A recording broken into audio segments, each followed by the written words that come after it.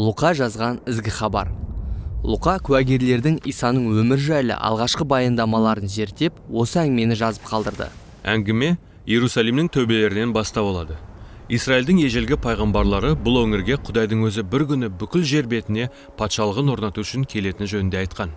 Иерусалим қаласында діни қызметкерлер басқаратын ғибадатхана бар. Олардың бірі Закария есімді адам, сонда қызметін атқарып тұрғанда қорқынышты аян көреді. Оның қасында періште пайда болып, әйелі екеуінің ұлды болатынын айтады.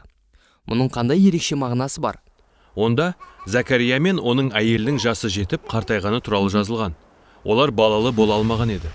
Лука бұл жерде Израильдің түп атасы Ыбырайым мен оның әйелі Сараның өмірінен нұсқайды. Өйткені олар да қартайып бала сүйе алмаған еді.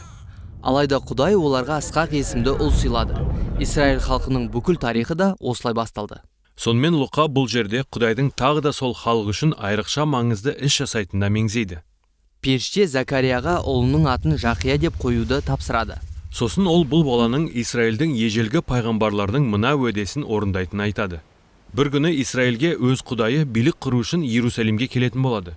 Және одан бұрын халықты осыған дайындау мақсатымен біреу келмек. Өйткені сол уақытта Иерусалимге римдіктер билік жүргізген еді. Иә, нақтырақ айтқанда қаланы Рим патшасы тағайындаған қуыршақ патша Ирод есімді адам басқарды. Сондықтан Яхуди халқы өз жерінде азат болып, өздерін-өздері басқаруды қатты аңсады. Сол себепті бұл қатты таңғалдыратын жаңалық. Бәрі де өзгеретін болады. Құдай келе жатыр.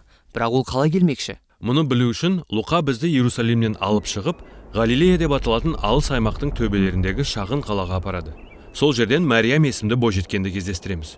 Ол бір жігітке айттырылған еді. Бірде Мәриямға періште көрініп, оның ұл туатынын айтты. Мәриям оның атын Иса деп қою керек болды.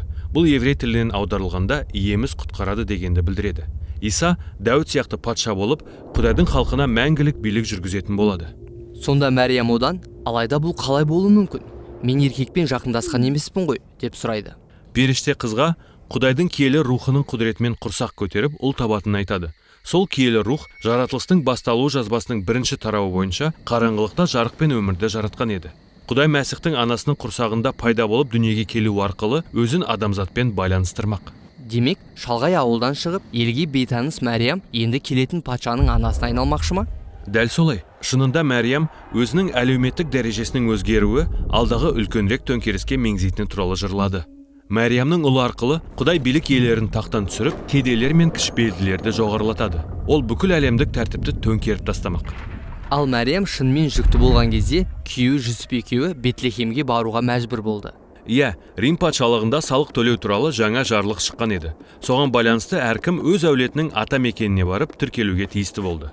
Сондықтан Бетлехемге келушілердің көп болғаны сонша, екеуі ешқандай қонақ бөлмесін таба алмады. Содан олар қонатын жалғыз орын бір лас мал қора болды. Сол уақытта жақын маңайда бақташылар малдарын бағып жүрді. Кенет қастарында періште пайда болды. Олар әрине зәрелері ұша қорықты. Бірақ періште оларға үлкен қуаныш жариялады.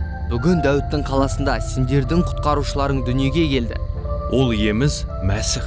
Мұның сендер үшін белгісі мынау. Сендер ақырда құндақталу жатқан нәрестені көресіңдер, деп қосты. Иә, бұл оғаш оқиға екен. Мүлде оғаш. Сосын сол бақташылар жолға шықты. Олар өздері де онша таза емес қойшылар еді ғой. Ал олар бұл лас жерден жаңа туған Исаны көргенде қатты таңғалды. Олар өз жөндеріне кетерде, енді не болар екен деп таңырқады. Және мұның бәрі шынымен де ғажап. Айтайын дегенім, егер Құдай шынымен адамзатты құтқаруға келсе, оның мынадай жолмен келуін күтпес едіңіз. Ол мал қорада пәк қыздан туылды, әрі бейтаныс шопандар оған ізет білдірді. Дәл солай. Демек, Луқаның әңгімесінде бәрі керісінше болды. Әрі оның айтайын деп отырған да осы. Ол Құдай патшалығының алғашқыда сол лас жерлердегі жарлыларға ашылғанын көрсетеді. Өйткені Мәсіх Иса дүниедегі тәртіпті төңкеру арқылы бізге құтқарылуды ұсыну үшін осында келді.